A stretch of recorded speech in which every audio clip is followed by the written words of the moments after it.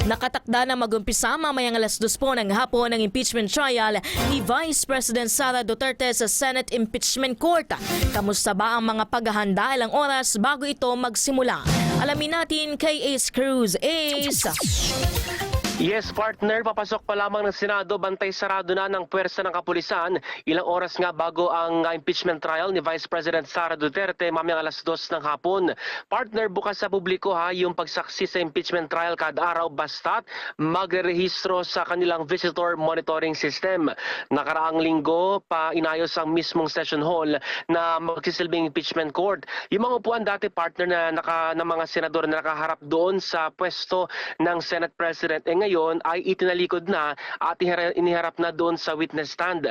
Bukod pa sa mga upuan sa magkabilang gilid ng witness stand na nakalaan para sa prosecution at depensa.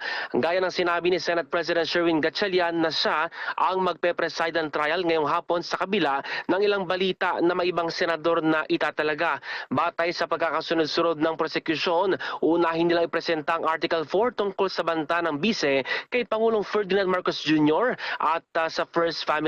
Article 1 sa maling paggamit ng confidential funds, Article 3 sa umunoy panunuhol, at Article 2 naman sa hindi may paliwanag na yaman.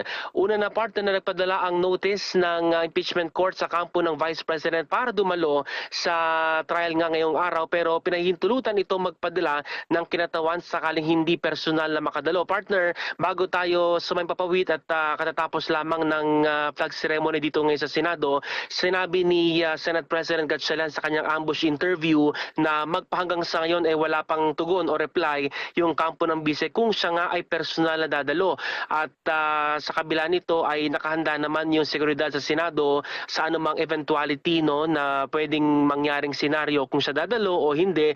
At kasi meron din namang for sure na mag-rally dito pa rin yan sa labas ng Senado. Partner, ano-ano kaya yung mga pwede pa nating asahan doon sa pagsisimula ng mismong trial? Ano ba yung mga maaari nating malaman? O hindi naman kaya sino-sino yung mga haharap doon sa trial laban sa Vice Presidente? Yes, partner. Sa pakikipanayam din natin kay SP Gatchalian, preliminary pa lang yung mangyayari. Kumbaga ito pa lang ay honeymoon stage pa lang ito, honeymoon period sa impeachment trial. So babasahin pa lang yung mga bagay-bagay na iniugnay sa pangalawang pangulo at kasi partner matagal pa yung mga matagal pa yung pagsisimula mismo ng pagpresenta nila ng witnesses sa parehong panig ng prosecution at ng depensa, pero yan ay yan ay posibleng magbago as the time goes by kasi nga depende dahil sinabi na ng impeachment court sa prosecution na please lang madaliin nyo kasi hindi lang naman po pwedeng impeachment trial na nakatutok ang Senado dahil may iba pang mga legislative agenda na dapat tutukan para sa kapakanan din ng publiko. Partner, maya-maya pasado 10:00 ay magkakaroon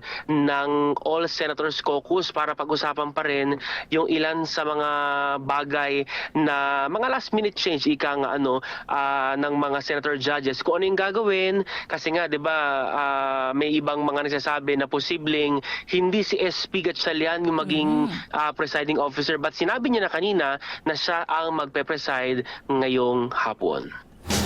Alright, pero partner nakakasiguro tayo na bukod dyan sa impeachment trial, merong mga maaaring maganap na hearing na para naman sa ikabubuti ng publiko. Hindi naman magfo-focus dyan sa impeachment trial. Oo. Yes, partner. Actually, pinag-uusapan nga rin kanina na may mga legislative agenda, lalo yung budget, partner. Dahil pagka come December, budget usapan na yan. So, hindi po pwedeng maharangan yan dahil ano naman gagamitin na budget ng bansa sa susunod na taon. At bukod pa dyan, partner, isa sa posibleng mangyari o kinakatakutan, baka naman sa side ng minority o minorya, biglang mag-boycott. Pero yan ay tinatanong natin kay Senate President as of now, hindi pa niya nakakausap si Senate Minority Leader Alan Cayetano as to how will be yung mangyayari sa mamayang hapon nga. Pero sinabi naman ni SP Gatchalian, sure siyang ang pupunta